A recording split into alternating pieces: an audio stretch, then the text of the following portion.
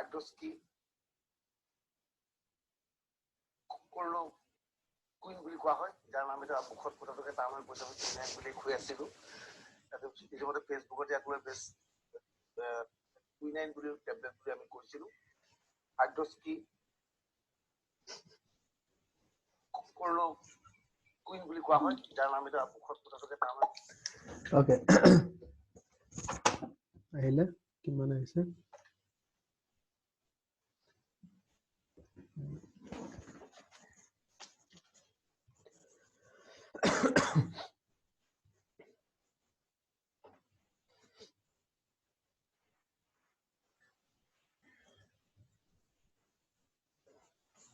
All right. So we were discussing the last point. It was changing the contact area of the tire by altering the contact pressure. So etu formula to tomaloke agote paise while designing rigid pavement. So rigid pavement design not tomalokor this small a was your contact area of the tire. So kiman contact hothikbo, capital P was your the load of the vehicle, the load of the wheel, and small p was the tire pressure. So there you have seen, if you decrease the tire pressure, your contact area will increase, and if you increase the tire pressure, then your contact area will decrease. So just by that means by altering the contact pressure or tire pressure, it is tire pressure only. So by altering the tire pressure, you can change the contact area of the tire. Okay, so you have that much of flexibility. So, and we were talking about ballasting. So in ballasting, as I said, the weight of the self weight of the roller is changed by adding water, sand, or pig iron. So I have one video. See.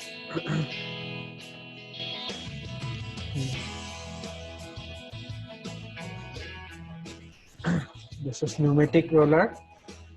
This pneumatic tire roller, you can see. This can be filled with sand.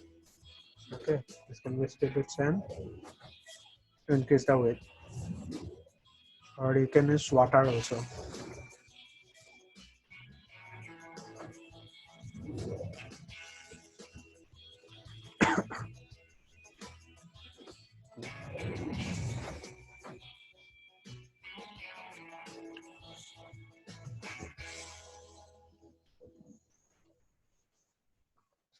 Okay, now you know what is ballasting, right?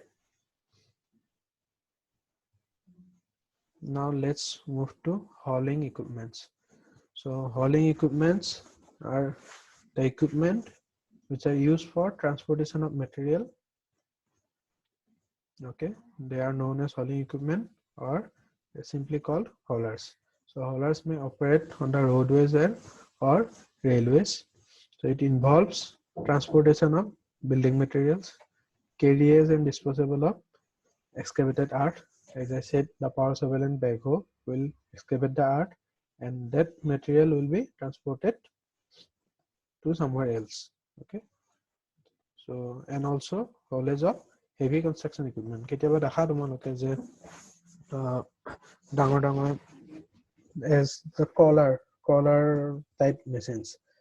To power shovel khon jodi korbat laga hoy tomar suppose sonapurat laga hol yate ase tomar lokharat. So lokharar pora sonapur tomar hekonto cholai nibo nware because it's collar type, aru eto it's not good for the roads also. So truckot uthai kine loi jay. Okay, so hauling equipment means those trucks also which are used to transport those heavy construction equipment from one place to another. So they are classified on the basis of the method of dumping the load. So there are two types, mainly two types. One is called drum truck, and the second one is called dumper. You'll be surprised to know that what we call dumper is not actually dumper, it's actually dump truck. Okay, so So dump truck are also two types. One is side or rear dump truck, and another one is bottom dump truck.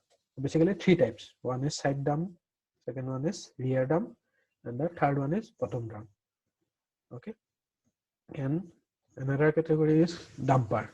All right, so dump trucks, so they are used for earth moving purpose. The selection of the type of dump truck or as of depend on the soil condition. So what type of soil you are dealing with, based on that you have to select whether you are going for side dump, whether you are going for bottom dump, or dumper. Okay, so side or rear dump, this side or rear dump, they are okay. Side dump is like this. So along its side, the okay, this dumping unit can be, it is hinged along this line. On that chassis, it's hinged along this line, so it can be rotated like this to dump the material on the dumping unit. Okay, rear dump mane ki enukake jibilak ami dumper boli ko. All right, this is rear dump. So side or rear dump both can be used. They are heavy duty trucks and a strongly built body which is hinged on the truck chassis at the rear end and one side respectively. যদি rear dump হয় তেতিয়া rear end ত hinge কৰা থাকিব, যদি side dump হয় তেতিয়া এটা side to left or right যিকোনো এটা side to the unit is hinged and can be fitted to the rear in case of the rear dump and inside in case of the side dump ekekhini kotha through the action of hydraulic jacks. So these trucks are suitable for use in hauling wet clay. Okay, wet clay, sand, gravel. For this type of materials, you will use this type of dump trucks. So wet mane ki tumar sticky lagi dhoribo. So in those cases, enuka type use kore. Okay, either enuka nohole enuka. You cannot use bottom dump or clays. Okay, bottom dump kenuka dekhi, bottom dump is like this. So yate tumar this material is dumped here, aru yate the opening is at the bottom. So talar opening to khuli there and the materials simply comes in. It is settled at the bottom of the truck. So it's called bottom dump truck. So these are similar to semi trailers. Okay, just trailer jeneka logwa thake, enaka logwa thake. To trailer e hoy actually jote logai dia aru tumi. So it becomes a bottom dump truck. It is supported on the rear of the hauling tractor and the rear is resting on their own wheels. The body of the truck remains in the same position and the discharge of the material takes place through its bottom after opening of the two longitudinal gates. Dukhon gate thake tomar, ei gate dukhon khuli diar loge loge the material gets dumped. The gates are hinged to the side of the body. Okay, yate side of tomar thake, ei gate kekhon hinged kora thake, mane enukake khulibo pari aru duphale. All right. So these trucks are suitable for use in hauling free-flowing material. Free-flowing material managi which doesn't stick. So mud is not a free-flowing material. Mud will stick. But sand, gravel, these are free-flowing materials. Hard clay hobo pare jodi it is free-flowing. So for free-flowing material, you use bottom dump truck, and for sticky materials which doesn't flow easily, you will have to use side or rear dump truck. Okay, side dump or rear dump truck.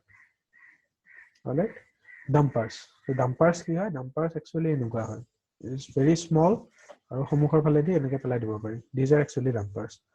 So these are high speed pneumatic wheel trucks. Okay, speed bahut thakibo, horu hoy, so speed beshi hobo. Tomar that chassis is short, strong body to strong hobo. Loading, hauling and dumping is done very fast as compared to other equipment. So out of these 4, the dumper is the fastest one. So tomar loading honkale hobo, hauling honkale hobo, dumping honkale hobo. Suitable for short hauls on rough roads, especially where a subtle movement is required. Okay, so these are used for smaller distances and jot tomar honkale kaam to hobo lage, mane material beshi nai, kaam to choli ase, ইয়াতে ডাম কৰিছে লগালগ গৈ পটককে কৰবাত ডাম কৰি থৈ আহিছে okay so these are like very fast and efficient unlike the dump trucks য'ত তোমাৰ বহুত materials একেলগে ল'ব কৰবাত দূৰত যাব যাই ডাম কৰিব আহিব it will take time so these small trucks are called dumpers all right so next is your hoisting equipment so hoisting মানে গম পাইছে তোমালোকৰ বস্তুটো ডঙা মেলা কৰিবৰ কাৰণে just like flag hoisting as I said so hoisting is the lifting of a weight from one location and moving it to another location which is at a reasonable distance so গম পাইছে we are going in which direction we will be going to discuss crane so crane are basically hoisting equipment so crane কি কৰে বস্তুটো ডাঙি ইফালে লৈ যায় তাতে পেলাই দিয়ে so that is the way of operation of a crane or hoisting equipment so big projects like construction of dams industrial buildings ইয়াতে তোমাৰ আজিকালি গুৱাহাটীতো বহুত ক্ৰেন আহি গৈছে দেখিছা চাগে তোমাৰ সিটি সেন্টাৰ বুলি যেটো বনাই আছে জুৰোড আৰু জিএছ ৰোড কানেক্টিং তাতেও তোমাৰ দুখন ক্ৰেন অলৰেডি আছে আৰু ডাঙৰ হাই ৰাইজ বিল্ডিংছতো ক্ৰেন লাগিব without crane it's not possible okay hoisting equipment includes jacks winches chain hoist and cranes এইবিলাক তোমাৰ jacks winches chain hoist these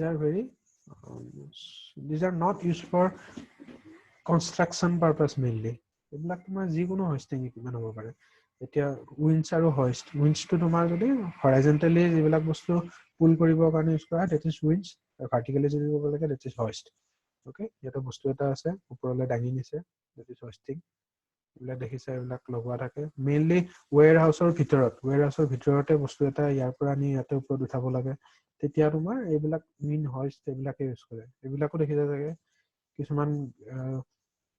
কিছুমান হেৰিত মুভিত বা সিৰিজত দেখিছে তোমালোকে সৰু গাড়ী এখন থাকে সন্মুখত এনেকুৱা লগোৱা থাকে ফকলিফটিং বুলি কয় সো ফকলিফটিং মানে কি তোমাৰ সাপোজ বেগেজ কেইটামান আছে গাড়ীখন আহিছে কিন্তু তললৈ এনেকৈ সোমাই দিছে এইটো বস্তুটো দাঙি লৈ আকৌ বেলেগত থৈ দিছে এইবিলাক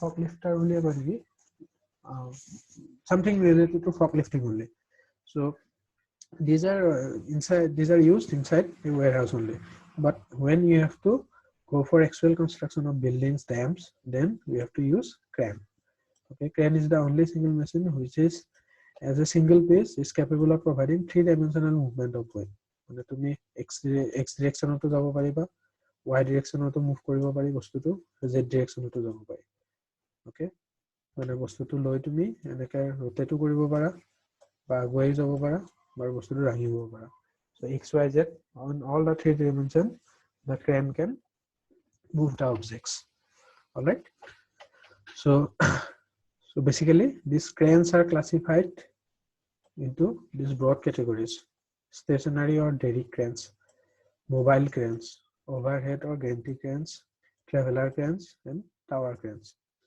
all right লিখিব নালাগে এইবিলাক মই দিমে এনেও so the derrick cranes or stationary cranes are the ones mainly derrick বুলি কয় so by the name only you can guess stationary derrick cranes means stationary হৈ থাকিব okay এইবিলাক মুভ কৰিব নোৱাৰে ক্ৰেন বিলাক so these are derrick cranes stationary cranes so these cranes consist of a mast boom কিবা কিবি থাকিব আৰু not related to civil engineering and they are electrically operated or diesel operated or both diesel electrically operated so দুটা মানে system থাকিব পাৰে the boom can revolve through 360 degree okay so তোমাৰ এনেকুৱা টাইপ আৰু okay so কলাৰটো আছে is the superstructure then counterweight থাকিব 3 and আৰু এটা additional 4 এই দুটা কাউন্টাৰৱেট আছে why counterweight কিয় লাগে বস্তুটো যেতিয়া ইফালেদি বহুত হেভি weight এটা দাঙিব okay বহুত হেভি weight দাঙাৰ লগে otherwise the crane will tilt over so in order to balance the weight counterweight দিয়া থাকে okay so এইবিলাক counterweight দিয়া আছে 3 4 চাই ল'বা এইবিলাক তোমালোকে ঠিক আছে সো 7 পুলি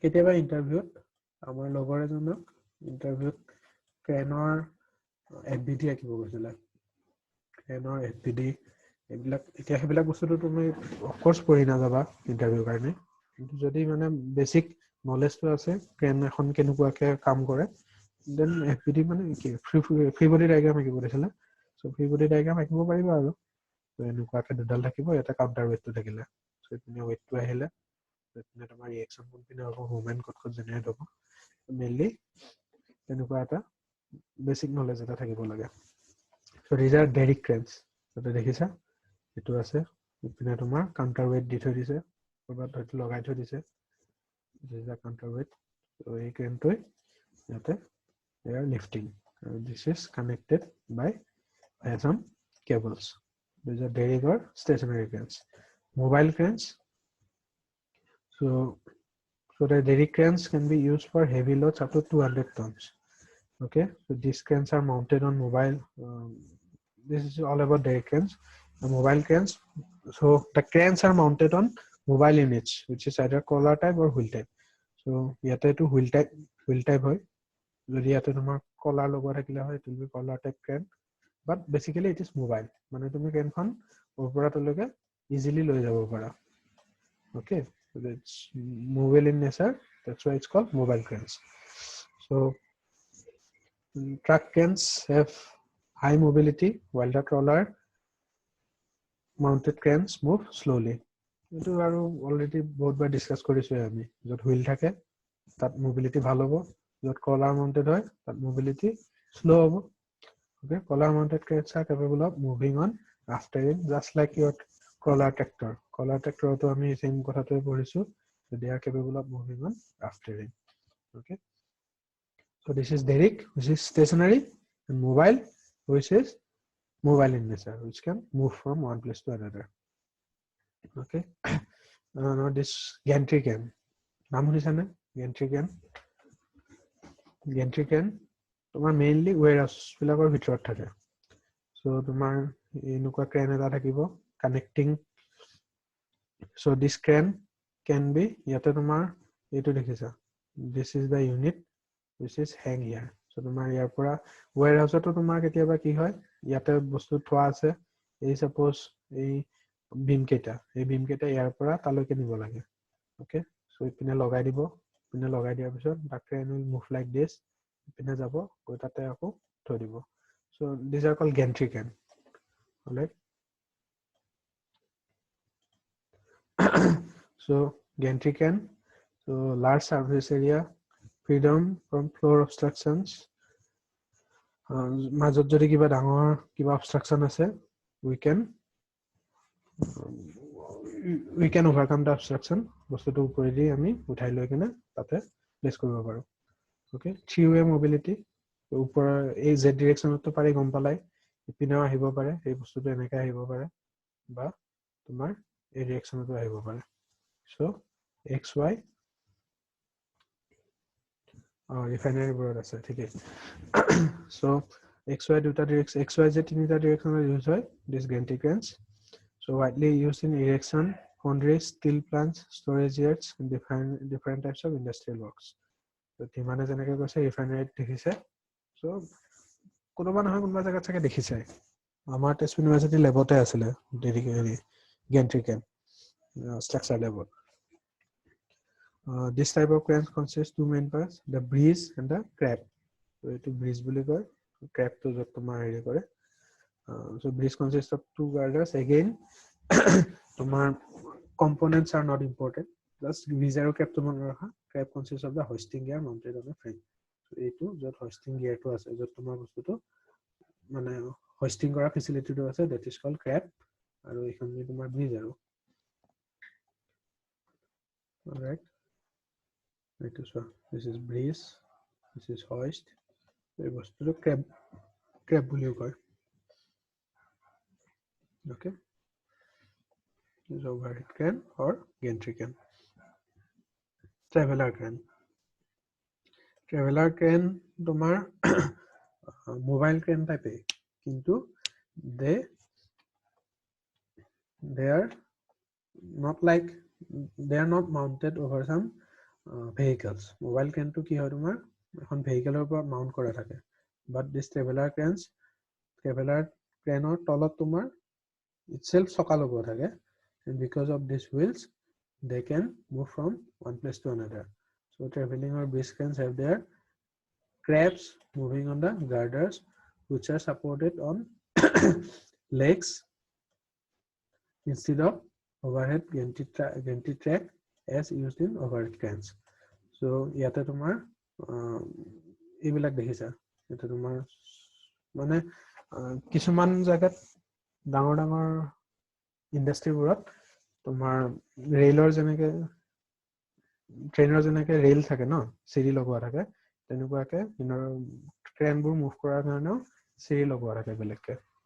ওকে, ফৰ ট্ৰেভেলাৰ ক্ৰেনছ। ইয়াতে তোমাৰ এটা এডভান্টেজ কি,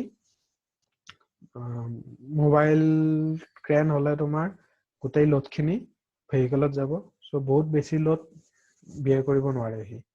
okay, after all it's a vehicle, but ইয়াতে ক্ৰেন যদি তোমাৰ ক্ৰেনত হুইল লগোৱা থাকে, গোটেই লোডখিনি যদি তোমাৰ directly it is transferring to the ground, so you can afford to like lift higher weights. Okay. So these are traveler cranes. Tower cranes. So tower cranes are basically derrick cranes mounted on a steel tower. So enuka dekhisa yata tumar eta steel tower thake. Okay, this is what is mainly used in skyscrapers. So skyscraper bor tomaloke jodi video dekhisa discovery ba netgeot, tate tumar jibilak crane use hoi thake, these are tower cranes mainly. Aru ei jitu crane amar yate ase city center, that is also tower crane only. Okay, mo usor pora dekha nai, kintu it will be tower crane only. So tate tumar ei pillar type eta bostu thakibo aru ifale eta thakibo. So that means etu tumar 360 degree rotate koribo pare ei arm to. So mane that can be rotated 360 degree aru etu tumar utha nama koribo pare. So ultimately aru etu bostu jodi tumi ifale ananiya kora, ultimately you can cover the entire space. Okay, you can cover the entire space. So usually used for industrial and residential high-rise buildings. You can see for skyscrapers and all, this for high-rise buildings, this tower cranes are used. They are commonly used for assembly of industrial plants with steel structure. So steel buildings jodi banwa jay, tetia dangor dangor beambur uthabor karone tomar mainly tower crane use kore. So the main parts of the tower crane are undercarriage, living platform. Ebilak part bilak তোমালোকে চাব নালাগে actually, interest আছে যদি চাবা, কিন্তু কিমান part চাবা, এবিলাক not related to civil engineering. Okay, কেনেকে কাম কৰে, that is mechanical engineering part. আমাক লাগে code use হয় বস্তুটো, that is all. বস্তুটো code use হয়, কেনেকে use হয়, we are concerned about that only.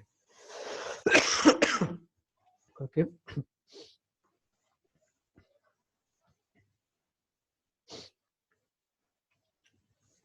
Next, we have conveying equipment. So conveying equipment means transporting the material from one place to another over a stationary structure. It carries the materials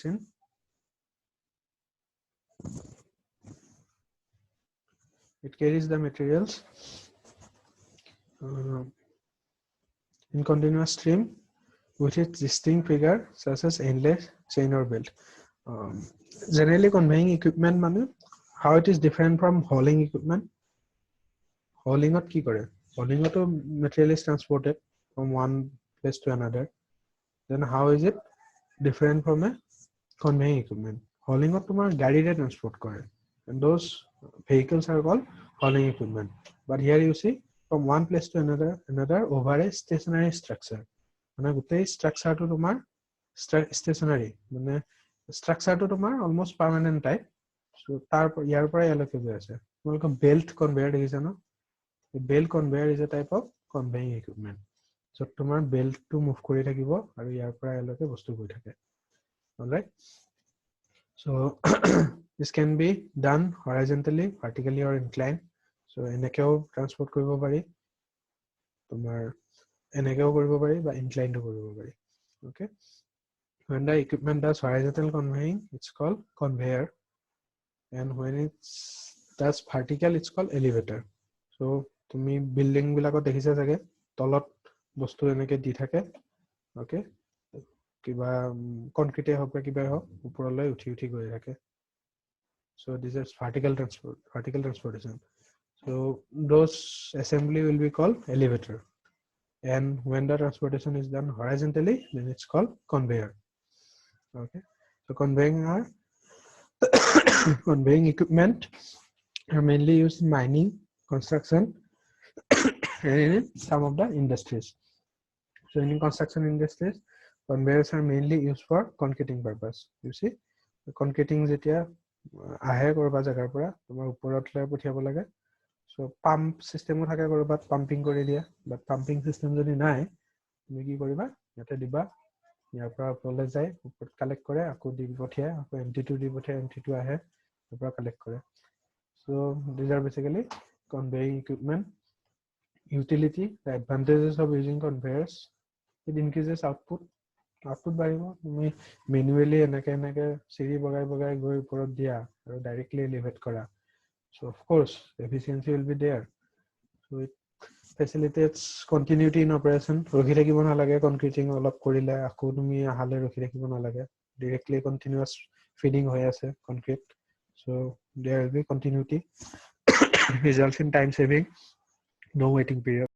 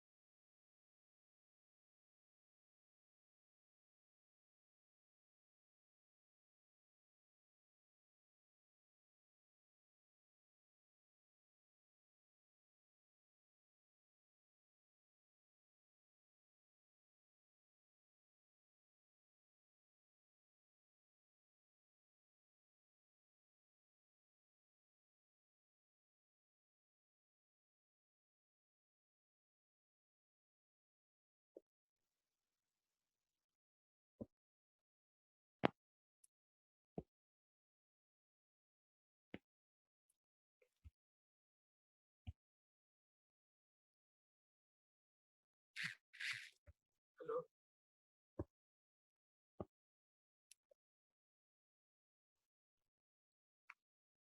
Sir, mute হৈ আছে আপুনি.